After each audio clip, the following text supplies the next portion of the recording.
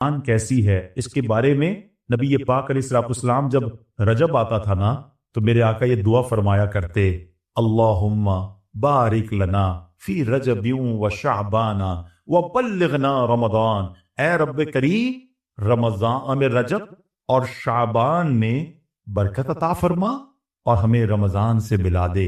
رجب کا احترام کرنا یہ اللہ کو کتنا محبوب ہے۔ حضرت عیسیٰ روح اللہ علی نبینا علیہ الصلوۃ والسلام کے دور کا میں آپ کو ایک واقعہ سے واقع ہوں کہ ایک شخص تھا، ایک مدت سے ایک عورت کے بارے میں اس کے دل میں برے خیالات تھے، اور ایک بار اس کو موقع ملا، اس عورت پر اس نے کنٹرول حاصل کر لیا۔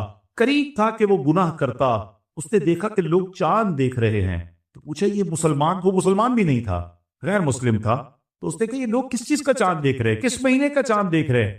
تو کہا مسلمان جو ہیں رجب کے مہینے کا چاند دیکھ رہے ہیں۔ اللہ اکبر! جب اس نے سنا کہ رجب آ گیا ہے وہ اس عورت سے دور ہو گیا، گناہ سے باز رہا۔ اللہ کریم نے حضرت عیسیٰ علیہ السلام پر وحی بھیجی کہ اے عیسیٰ اس شخص کے پاس جاؤ، اس سے ملاقات کرو۔ جب آپ اس کے پاس گئے اپنی تشریف آوری کا سبب بیان کیا۔ اللہ اکبر! جب اس نے سنا اس کا دل نور اسلام سے جگمگا اٹھا، کلمہ پڑھتا مسلمان۔ تو پتہ یہ چلا کہ پہلے زمانے میں صرف مسلمان نہیں، غیر مسلم بھی اس مہینے کا ادب کیا کرتے تھے۔ رجب کے ورڈز کتنے ہیں؟ 3، را، جیم اور با۔ سبحان اللہ! علماء کہتے ہیں اس کی انٹرپریٹیشن بڑی خوبصورت علماء نے بیان کی۔ را سے مراد رحمت الہی، جیم سے مراد بندے کے جرم، با سے مراد بر یعنی بھلائی۔ گویا اللہ کی رحمت یہ اعلان کر رہی ہے کہ میری رحمت اور میری بھلائی کے درمیان میرے بندوں کے جرموں کو کر دو تاکہ میری رحمت اس کی بخشش فرمائے۔ This is the time to repentance۔ رجب توبہ کا مہینہ۔ سبحان اللہ! رجب کے بارے میں آتا ہے کہ رجب اللہ کا مہینہ، احادیث میں ملتا ہے رجب اللہ کا مہینہ۔ آقا فرماتے الشعبان شہری، شعبان میرا مہینہ اور رمضان میری امت کا مہینہ ہے۔ تو یہ بہت خوبصورت سیکوینس شروع ہو رہی ہے کہ یہ مہینے ضائع کرنے والے نہیں، ہاں یہ مہینے اللہ کی رحمت کو لوٹنا ہے اس مہینے میں۔ اور سبحان اللہ! ایک بہت خوبصورت بات میں بتاؤں کہ نبی پاک علیہ الصلوۃ والسلام فرماتے ہیں 5 راتیں ایسی ہیں جس میں دعا رد نہیں ہوتی۔ حدیث پاک فرمایا رجب کی پہلی رات، 15 شعبان شب برات جو ہوتی ہے، ٹھیک ہے، پھر فرمایا جمعرات اور جمعے کے درمیان کی رات، نمبر 4 عید الفطر کی چاند رات، نمبر 5 عید الاضحیٰ کی چاند رات۔ اور رجب کے روزوں کی تو کیا بات ہے، احادیث میں یہ فضیلت آتی ہے جو رجب میں پہلے دن کا روزہ رکھے، پہلے رجب کا 3 سال کے گناہوں کا کفارہ ہے، دوسرے دن کا روزہ رکھے 2 سال کے گناہوں کا کفارہ، اور تیسرے دن کا روزہ رکھے تو 1 سال کے گناہوں کا کفارہ۔ پھر پورا رجب جو ہے وہ ہر روزہ جو وہ 1 مہینے کے گناہوں کا کفارہ۔ اب تو سردیوں کے دن ہیں، ویسے ہی ہم میں سے کئی لوگ لیٹ لنچ کرتے ہیں، 6 سوا 6 بجے افطار ہو جاتا ہے، ہو سکے تو نفلی روزے رکھیں، یہ عبادت کا مہینہ ہے۔ علامہ صفوری رحمت اللہ تعالی علیہ فرماتے ہیں کہ رجب بیج بونے کا مہینہ ہے، شعبان پانی ڈالنے کا مہینہ، اور رمضان فصل کاٹنے کا مہینہ۔ اور بڑی خوبصورت اس کی تفصیل بیان فرماتے ہیں کہ جو بندہ رجب میں عبادت کا بیج نہیں بوتا، شعبان میں ان بیجوں پر اپنے آنسوؤں سے پانی نہیں ڈالتا، آبیاری نہیں کرتا، وہ رمضان میں رحمت کی فصل کیسے کاٹ سکے گا؟ تو this is the time to prepare yourself۔ یہ تو وقت آ گیا مسجد کی طرف آنے کا، تلاوت کرنے کا، روزے رکھنے کا۔ اگر کوئی دوری ہو گئی عبادت سے تو پھر جڑ جائیں، اور رحمتوں والے مہینے شروع ہو رہے ہیں۔ تو اے میرے پیارے اسلامی بھائیوں، اللہ کرے کہ ہم رجب میں اللہ کی عبادت کر کے، اپنے گناہوں کی معافی مانگ کے ہم اس رجب کو اس طرح گزارے۔ اور رجب ایک اور کام کرنے کا بڑا زبردست میں آپ کو بتا دوں کہ نبی پاک علیہ الصلوۃ والسلام فرماتے ہیں، حضرت عبداللہ بن زبیر رضی اللہ عنہ سے روایت ہے کہ جو ماہ رجب میں کسی مسلمان کی پریشانی دور کرے، اللہ عز و جل اس کو جنت میں ایسا محل عطا فرمائے گا جو حد نظر تک وسیع ہوگا۔ تم رجب کا اکرام کرو، اللہ کریم 1000 کرامتوں کے ساتھ تمہارا اکرام فرمائے گا۔ اللہ کرے کہ ہماری کوئی نماز قضا نہ ہو، ہم اس پہ نفلی روزے رکھیں، اس پہ درود پاک کی کثرت کریں، استغفار کی کثرت کریں۔ اللہ کا مہینہ ہے، خوب اللہ کی طرف لو لگائیں، یا اللہ تیرا مہینہ آ گیا، بندہ بھی تو میں تیرا ہوں، میرے مولا تو میری مغفرت فرما دے۔ اللہ ہمیں اس مہینے کی برکت عطا فرمائے۔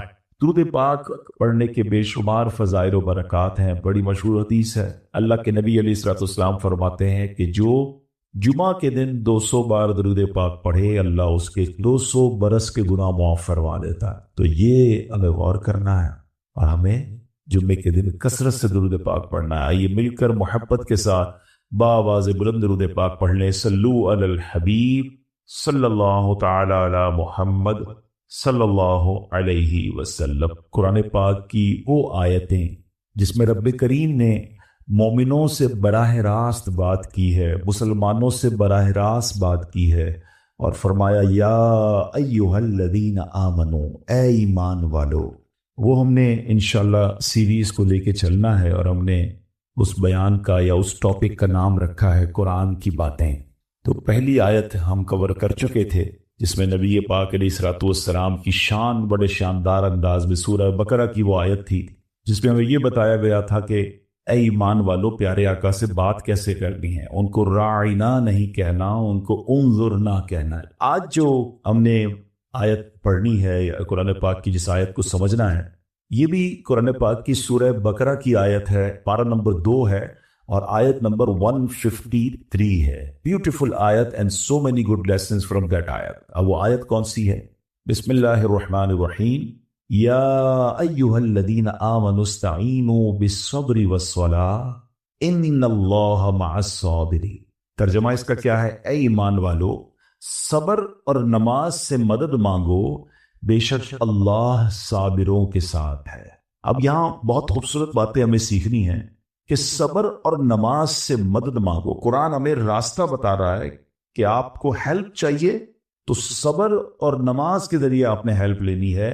اب اس کا مطلب یہ ہوا کہ عبادات کی ادائیگی، گناہوں سے رکنے اور نفسانی خواہشات پورا نہ کرنے پر صبر کیا جائے، اور نماز چونکہ تمام عبادات کی اصل ہے، اہل ایمان کی معراج ہے، اللہ اور بندے کے درمیان ایک بیوٹیفل کانٹیکٹ ہے، تو اس لیے اس سے بھی مدد طلب کرنے کا حکم دیا گیا ہے۔ یہ بھی یاد رہے کہ بدن پر باطنی اعمال میں سب سے سخت صبر ہے اور ظاہری اعمال میں سب سے مشکل نماز ہے۔ یہ بڑی اہم بات ہے۔ کچھ اعمال وہ ہیں جن کا تعلق دل سے ہوتا ہے، انسائٹ ہوتا ہے۔ انسائٹ اعمال میں سب سے مشکل کام کیا ہے؟ صبر کرنا۔ اور ظاہری عبادتوں میں، جسمانی عبادتوں میں سب سے مشکل کام کیا ہے؟ نماز پڑھنا۔ تو یہ 2 اہم کام دیے گئے کہ صبر اور نماز سے مدد چاہو۔ اچھا، اب ہم دیکھتے ہیں کہ صبر اور نماز سے مدد ملتی کیسے ہے، اور سرکار دو عالم صلی اللہ تعالی وسلم کا اس میں کیا معمول تھا، اب ذرا سنیے گا۔ اب نبی پاک علیہ السلام پہ یہی معمول تھا۔ حضرت حذیفہ رضی اللہ تعالیٰ عنہ فرماتے ہیں نبی کریم علیہ السلام کو جب کوئی سخت مہم پیش آتی تو آپ علیہ السلام نماز میں مشغول ہو جاتے۔ جب میں خود اس آیت کی کچھ دنوں پہلے تیاری کر رہا تھا، پر ایک نیا باب آنکھوں کے سامنے کھلا کہ یقیناً جب ہم پرابلم میں آتے ہیں، ہم دعا بھی کرتے ہیں، ہم لوگوں سے بھی کہتے ہیں، مگر کیا ڈائریکٹلی ہم نماز کی طرف جاتے ہیں؟ حالانکہ قرآن نے ہمیں پرابلمز کا سولوشن کیا دیا ہے کہ صبر اور نماز سے مدد چاہو۔ اب آگے چلیں۔ حضرت عمر فاروق کا بھی یہی عمل تھا کہ کوئی مشکل درپیش آتی تو آپ رضی اللہ تعالیٰ کو اگر کبھی اسلامی فوجوں کے آنے میں تاخیر پتہ چلتی، یعنی آپ چونکہ جنگوں کے لیے فوجوں کو روانہ کرتے تھے، بہت شاندار اسٹریٹجک پلانر تھے، تو اب جب فوج گئی اور ایکسپیکٹیشن یہ تھی کہ فلاں ٹائم کو واپس آ جائے گی، اس زمانے میں ٹیلی فون تو تھا نہیں، انٹرنیٹ تو تھا نہیں کہ لوکیشن شیئر ہو جائے گی، یہ کال آ جائے گی کہ سر ہم یہاں رکے ہوئے ہیں، ٹائم مل جاتا اور فوج واپس نہ آتی نا، تو آپ اب اس کو کیا کرتے کہ اب پتہ تو نہیں کیا ہوا، ان کے ساتھ ساتھ خیریت سے آ جائیں، تو آپ نماز میں مشغول ہو جاتے، نماز کے لیے کھڑے ہو جاتے ہیں۔ اب کیا ہمارے ساتھ کبھی ایسا ہوتا ہے کہ ہمارا بچہ کہیں گیا ہے، اس کی خبر نہیں آ رہی، یا کوئی چیز ہماری آنی ہے ابھی تک پہنچی نہیں ہے، یا کوئی اچھی نیوز نہیں آ رہی ہے، تو ہم کیا اس کے لیے نماز کی طرف جاتے ہیں؟ یہ نبی پاک کا ہمیشہ معمول رہا۔ حضرت عبداللہ بن محمد حنفیہ رحمت اللہ تعالی علیہ فرماتے ہیں کہ میں اور میرے والد ایک انصاری رشتہ دار کے پاس عیادت کرنے گئے۔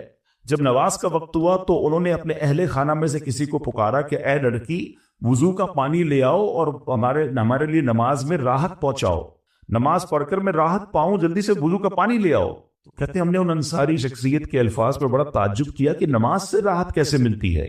تو انہوں نے کہا میں نے نبی پاک علیہ السلام کو فرماتے سنا ہے، اے بلال کھڑے ہو اور ہمیں نماز کے ذریعے راحت پہنچاؤ۔ And it means namaz is a relaxation for all of us. نماز is the way to solve your problem. آپ کو جب کوئی پرابلم آئے نا، آپ اللہ کی بارگاہ میں نماز کے لیے کھڑے ہو جائیں. مکروہ وقت نہیں ہے، آپ نوافل پڑھنا شروع کر دیں. آپ دیکھیں نماز ہیلپ کرے گی آپ کی، نماز سے آپ کے لیے راحتیں ہو جائیں گی. آپ کی حضرت عبد الرحمن بن عوف کتنے بڑے صحابی ہیں رضی اللہ تعالیٰ. یہ وہ صحابی ہیں کہ جو عشرہ مبشرہ میں سے بھی ہیں، and he was billionaire on that time.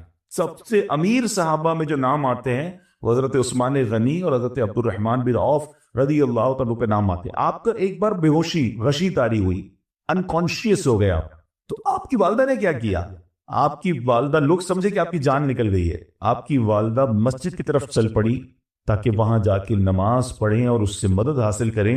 جب حضرت عبد الرحمن بن عوف کو ہوش آیا نا، تو لوگوں نے کہا کہ آپ کی طبیعت کیسی ہے؟ تو آپ نے کہا کیا مجھ پر غشی طاری ہو گئی تھی؟ تو کہا جی.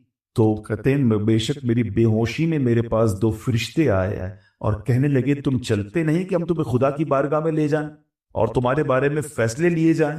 تو اس نے فرشتے نے کہا انہیں لوٹا دو، یہ ان افراد میں سے ہے جن کے لیے ان کی ماؤں کے پیٹ میں ہی سعادت مندی لکھ دی گئی تھی، اور ان قریب اللہ تعالیٰ ان کے ذریعے ان کی اولاد کو جب تک چاہے گا نفع دے گا. اس کے بعد آپ رضی اللہ تعالیٰ 1 مہینہ مزید زندہ رہے، اس کے بعد انتقال ہوا.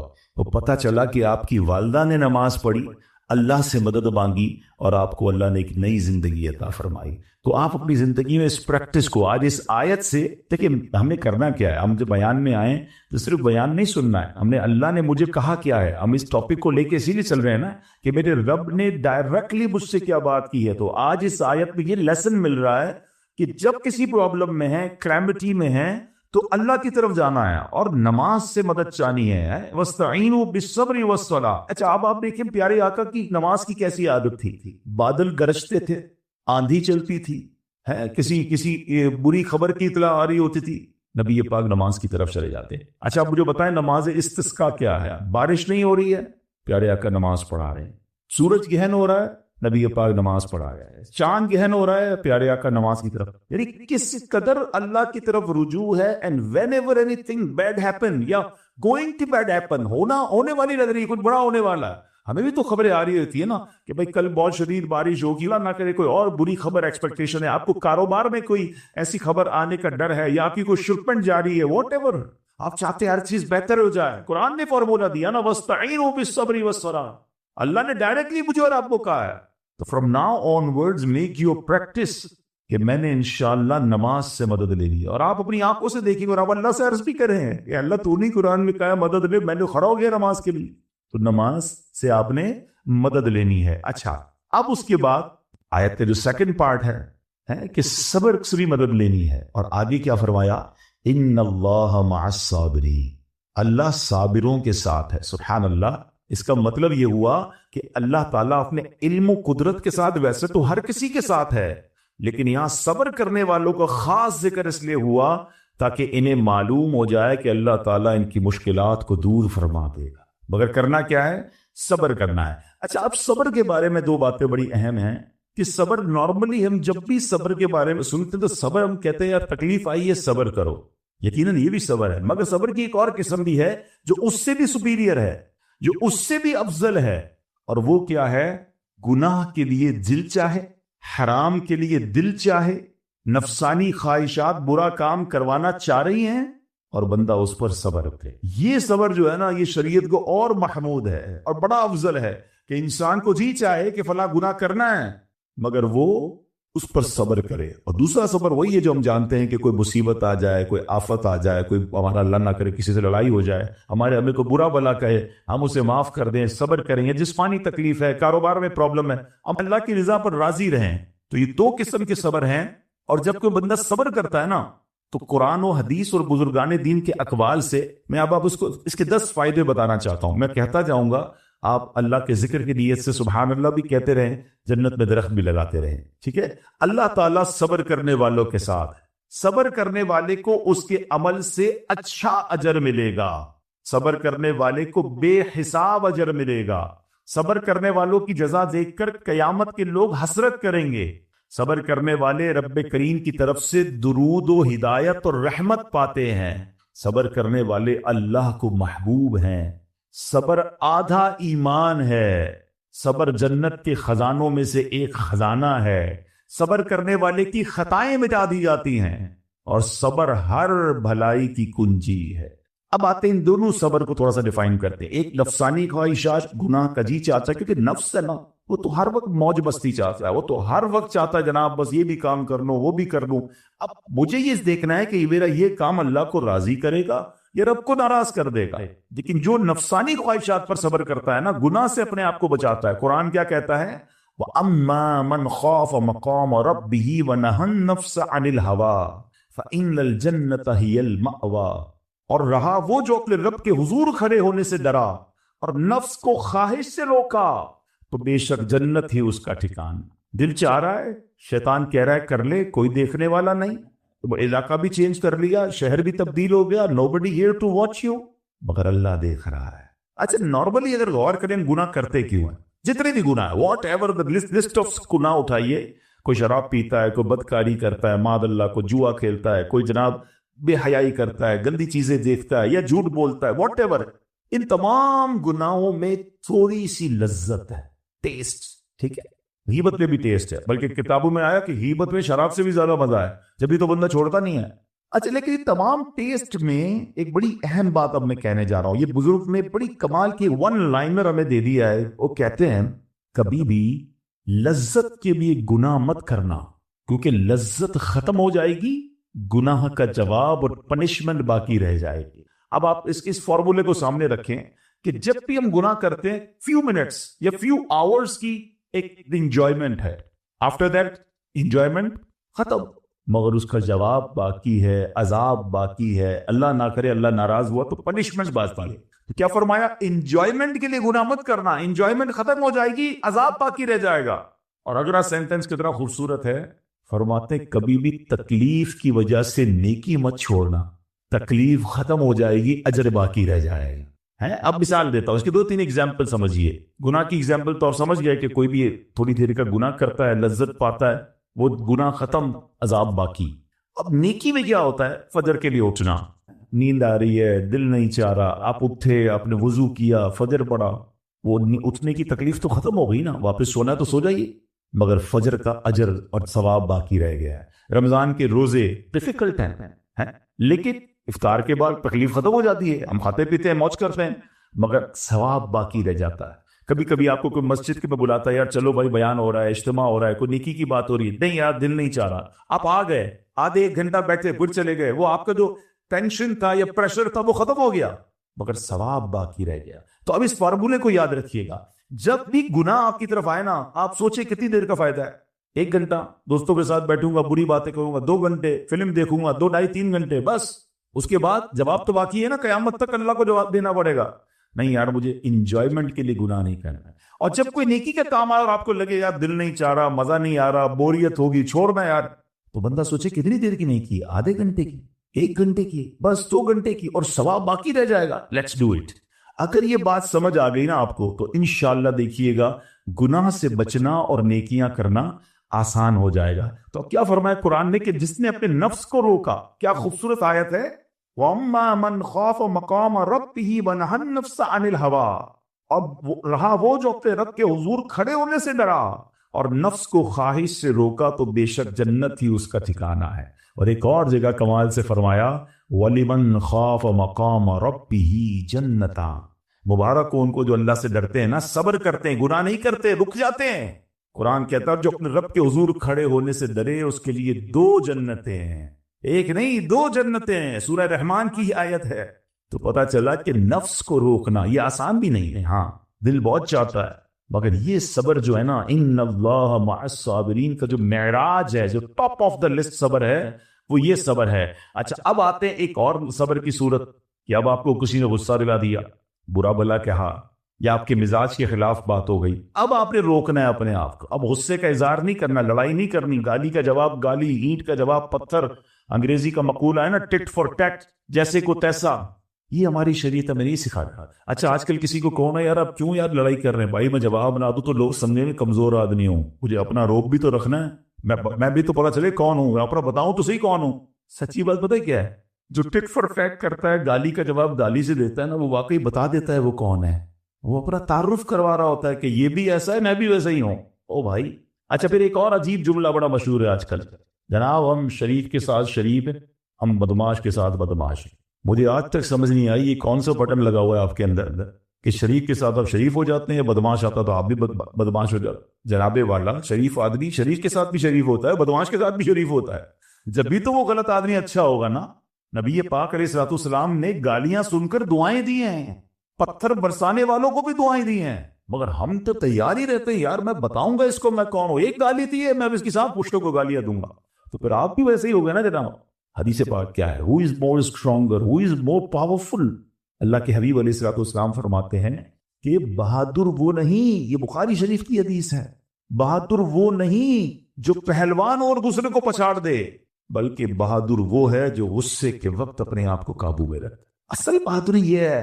تو اگر آپ نے واقعی صبر سے مدد لینی ہے، ان اللہ مع الصابرین کا مجدہ لینا ہے، تو بدلے نہیں لینا ہے، معاف کرنا ہے۔ ذرا مل کر میرے ساتھ شب قدر کی دعا دہرائیے گا، اللہم انک عفو کریم تحب العفو فاعف عنی، اللہم انک عفو کریم تحب العفو فاعف عنی، اللہم انک عفو کریم تحب العفو فاعف عنی۔ What is the meaning? اس دعا کا معنی کیا ہے؟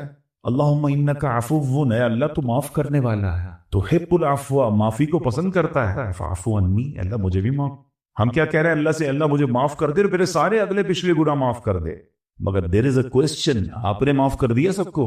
بندہ کہتا نہیں میں تو انتظار میں بیٹھا ہوں، میں تو موقع کی تلاش میں، بس موقع ملے پھر بتاؤں گا میں کون ہوں۔ ہاتھ میں آ نہیں رہا بندہ، ٹرائی کر رہا ہوں کسی جگہ آ جائے، بس کوئی اس کے پیسے ویسے آ جائیں، کوئی اس کا معاملہ میرے پاس آ جائے، بس پھر دیکھو کیا کرتا ہوں۔ بیٹھے اس انتظار میں بیٹھے بہت سارے لوگ، مان لے یار، یعنی دشمنیاں پالی ہوئی ہیں، رشتہ داریاں کاٹی ہوئی ہیں، دوستوں کے پاس جا نہیں رہے ہیں، میاں بیوی میں لڑائی ہے، ایک سوری کے لیے بیوی گھر بیٹھی ہے، وہ کہتی شوہر سوری کہہ دے تو میں آ جاؤں گی، شوہر کہتا ہے بیوی معافی مانگ لے تو میں لے آؤں گا۔ ارے بھائی کوئی بھی آگے بڑھ کے معافی کر لو بھائی، اللہ سے معافیاں مانگ رہے ہو، بندوں کو معاف کرنے کے لیے کوئی تیار نہیں۔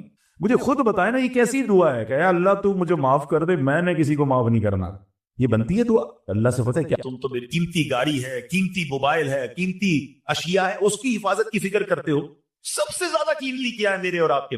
وہ ایمان ہے، اور ایمان بہت سارے طریقوں سے چھن سکتا۔ ایک تو یہی ہے کہ بندہ دعا کرے، اس کی وجہ کیا ہے کہ ہمارا سب سے بڑا دشمن قرآن کہتا ہے انہ لکم عدو مبین، شیطان اوپن اینیمی۔ قرآن کیا تھا؟ شیطان پتہ کیا چاہتا؟ الٹیمیٹ گول شیطان کا کیا کہ وہ تو جہنم میں جائے گا، بے ایمان ہے، وہ چاہتا ہے میں ان کا بھی ایمان کسی طرح چھین لوں اور یہ بھی میرے ساتھ جائیں۔ تو اب اس کے پلانز ہیں، اس پلانز کو سمجھنا ہوگا۔ برے خاتمے کے اسباب میں علماء کہتے ہیں بری صحبت، گناہوں کی تکرار، بار بار ہر وقت گناہ کرتے رہنا۔ حدیث پاک میں آتا ہے جب بندہ ایک گناہ کرتا ہے اس کے دل پر ایک سیاہ ڈاٹ لگ جاتا، دوسرا کرتا ہے، پھر تیسرا کرتا ہے، پھر ایک ڈاٹ کرتے کرتے کرتے پورا دل ہی سیاہ ہو جاتا، اب اس پر ہدایت کی کوئی بات اثر نہیں کرتی۔ ایسے بھی کئی لوگ ہوتے ہیں جب بھی دین کی بات کرو انہیں الجھن شروع ہو جاتا ہے، چڑ آتی ہے، قرآن کی بات کرو، حدیث کی بات کرو، برا لگتا ہے، وہ کہیں بیٹھ نہیں سکتے دین کی محفل میں۔ چیک کرو کہیں دل تو سیاہ نہیں ہو گیا، کیونکہ دل سیاہ ہو گیا تو شیطان کا اٹیک کامیاب ہو سکتا ہے، ایمان چھین سکتا ہے۔ دوسرا پرابلم جو ایمان چھین سکتا ہے وہ کفریہ کلمات۔ اب باقاعدہ پلان کیا ہے شیطان نے، ہمارے بچوں کو پتہ نہیں، ہمارے نوجوانوں کو پتہ نہیں، فلمی گانوں میں کفریہ کلمے ڈال دیے، کامیڈی شو کے اندر عجیب عجیب سے چٹکلے آ رہے ہیں جس میں کبھی جنت کا مذاق، کبھی دوزخ کا مذاق، جہنم کے عذاب کا مذاق اڑایا جا رہا ہے، ہم تو جہنم میں جائیں گے، معاذ اللہ کہ وہاں فلاں لوگ بھی ہوں گے، یعنی آپ کو اس طرح ہنسایا جا رہا ہے، اب لوگ ہنس بھی رہے ہیں، اس کو ریپیٹ بھی کر رہے ہیں، حالانکہ یہ نہیں پتا۔ ان تمام چیزوں میں ہماری ایک لمٹ ہے، ہم اس لمٹ کو کراس کریں تو دائرہ اسلام سے خارج ہو سکتے، تو ہمیں ان تمام چیزوں کا عین بری صحبتوں سے بچنا ہے، بولتے سے پہلے خیال کرنا، ہر جگہ بولنا نہیں ہوتا، ہر بات میں آپ اپنی لب کشائی نہیں کر سکتے۔ بہرحال یہ ٹاپک تو بہت لمبا ہے، لیکن میں ایک مشورہ دے دیتا ہوں پھر اگلی ٹاپک پر آتا ہوں۔ ایک کتاب میں آپ کو سجیسٹ کرتا ہوں، one of the beautiful book on that subject, بلکہ میں کہوں کہ صدیوں میں ایسی کتاب نہیں لکھی گئی ہے۔ اللہ سلامت رکھے امیر اہل سنت، فاؤنڈر آف دعوت اسلامی مولانا الیاس قادری صاحب کو، کتاب کا نام ہے کفریہ کلمات کے بارے میں سوال و جواب۔ آپ بلیو کریں ایک بار اس کتاب کو پڑھ لیں، کہتے نا ذہن کی کھڑکیاں کھل جائیں گی کہ یار یہ جملے تو مذاق میں کہہ رہے ہوتے ہیں، ہم تو دوستوں میں بیٹھ کے کہہ رہے ہوتے ہیں، ہمیں پتہ ہی نہیں ہے، مگر وہ جملے بعض اوقات زبان سے نکلتے ہیں جو بندے کو ایمان سے خارج، اس شاکی پلان کر کے داخل کیے گئے ہماری گفتگو میں، ہمارے محاوروں میں، ہمارے جناب فلموں ڈراموں کے اندر۔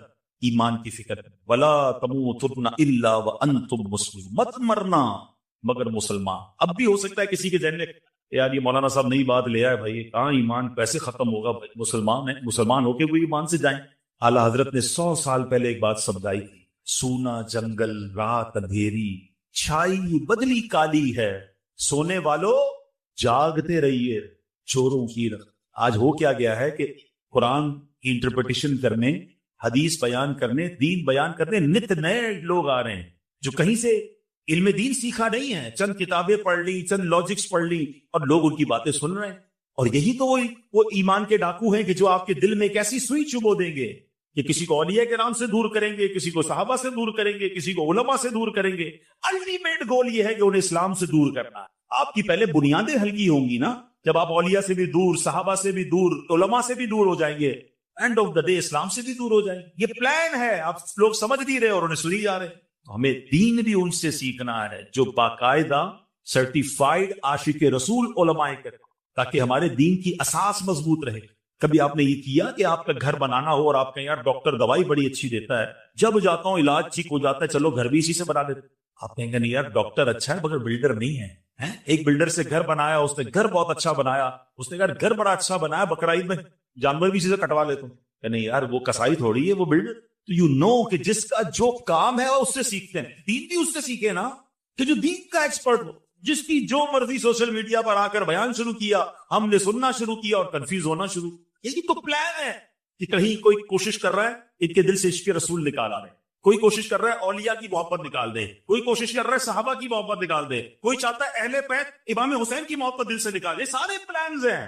لیکن ہمیشہ کوئی نہیں کہے گا اللہ کی محبت دل سے نکالو، کوئی نہیں کہے گا اسلام سے پھر جاؤ. وہ پہلے آپ کی بنیادیں کاٹ رہے ہیں کہ ایک ایک کر کے یہ ساری بنیادیں کٹیں. آخری الٹیمیٹ گول ایمان ہے. پلیز ان چالوں کو سمجھیے. اعلیٰ حضرت نے کہا تھا آنکھ سے کاجل صاف چرا دیں، یہاں وہ چور ملاقے ہیں، تیری گٹھڑی تاتی ہے اور تو نے نیند نے. آنکھ سے کاجل کون چرا سکتا ہے؟ اتنے شاطر ہیں کہ کاجل بھی چوری ہو جائے گا، آنکھ کو پتہ بھی نہیں چلے گا. یا یہی ہو رہا ہے کہ دین کے نام پر ایمان چھیننے کی کوشش ہو رہی ہے، بٹ nobody care. ایسا نہ. علماء کرام سے مربوط رہیں، عاشقان رسول علماء کرام کی صحبت اختیار کریں، انشاءاللہ ایمان مضبوط رہے گا. اور باتیں تھیں مگر میں ایک عشق والی بات پر اب اپنا بیان ختم کرتا ہوں. شفاعت حاصل کرنی ہے نا، تو ایک ایسی جگہ ہے جہاں چلے جاؤ شفاعت واجب ہو. آقا فرماتے من زار قبر وجبت لہ شفاعت، جس نے میرے روضے کی زیارت کی اس پر میری شفاعت. آئے ہائے، یہ وہ دربار ہے جہاں جاؤ تو شفاعت واجب ہو جاتی. اچھا مدینے کی زندگی بھی نرالی، مدینے کی موت بھی نرالی. آقا فرماتے تم میں سے جس سے ہو سکی مدینے میں مرے، کہ جو مدینے میں مرے گا میں اس کی شفاعت کروں. ادھر کی موت بھی نرالی. اعلیٰ حضرت کہتے ہیں نا طیبہ میں مر کے ٹھنڈے چلے جاؤ آنکھیں بند، سیدھی سڑک یہ شہر شفاعت نگر کی. تو مدینے جایا اور یاد رکھیے، اس کی تڑپ رکھیے، اس کی دعا کیجیے، اس کی التجا کیجیے. اگر کوئی مجھے غریب سن رہا ہے نا، اب دل میں یہ خیال آ رہا ہے کہ یار مدینے تو امیر جا سکتے ہیں، اتنے سارے پیسے، پاسپورٹ، ٹکٹ، تو یہ آپ کی بھول ہے. مدینہ پیسے سے نہیں جاتا.